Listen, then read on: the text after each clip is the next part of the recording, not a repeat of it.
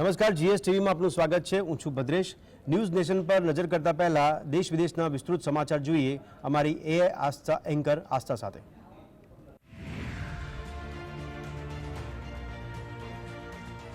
નમસ્કાર, હું છું આસ્થા।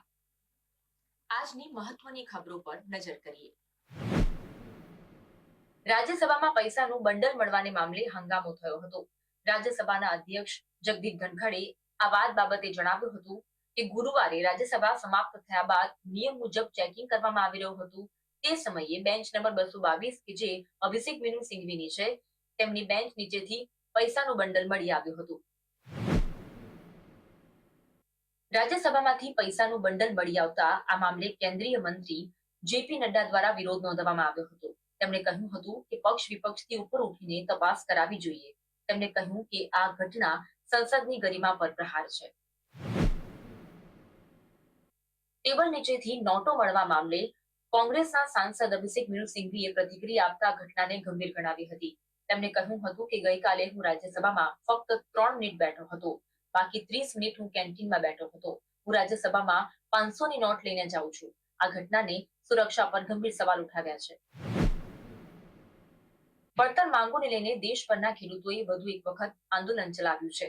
પંજાબ હરિયાણા શંભુ બોર્ડરથી ખેડૂતોએ દિલ્હી તરફ કૂચ કરી હતી। આ આંદોલનને ખેડૂતોએ દિલ્હી ચલો આંદોલન નામ આપ્યું છે। આ સાથે જ ટ્રોલી ટ્રેક્ટર સિવાય ખેડૂતોએ પગપાળા દિલ્હી તરફ કૂચ કરી હતી। ખેડૂતોની દિલ્હી કૂચને લઈને અંબાલા જિલ્લાના શંભુ બોર્ડર પર ખેડૂતોને અટકાવવામાં આવ્યા હતા। બેરિકેડિંગ સાથે ખેડૂતોને અટકાવતા ખેડૂતો દિલ્હી તરફ કૂચ કરવા મક્કમ જોવા મળ્યા હતા। અંબાલા જિલ્લાના આસપાસના વિસ્તારોમાં 9 ડિસેમ્બર સુધી ઇન્ટરનેટ સેવા બંધ કરી દેવામાં આવી છે। આ સાથે કલમ 163 લાગુ કરવામાં આવી છે। શંભુ બોર્ડર પર ખેડૂતોને અટકાવવામાં આવતા ખેડૂતોમાં રોષ જોવા મળ્યો હતો। ખેડૂતો બેરિકેડિંગ કૂદીને આગળ વધવા જતા પોલીસ દ્વારા ટીયરગેસના સેલ છોડવામાં આવ્યા હતા। પોલીસ અધિકારીએ જણાવ્યું હતું કે કલમ 163 લાગુ હોવાથી જો ખેડૂતો મંજૂરી વગર આવશે તો તેમને અટકાવવામાં આવશે। ખેડૂતોના મુદ્દે રાજ્યસભાના અધ્યક્ષ જગદીપ ધનખડ ફરી એક વખત અલગ અંદાજમાં જોવા મળ્યા।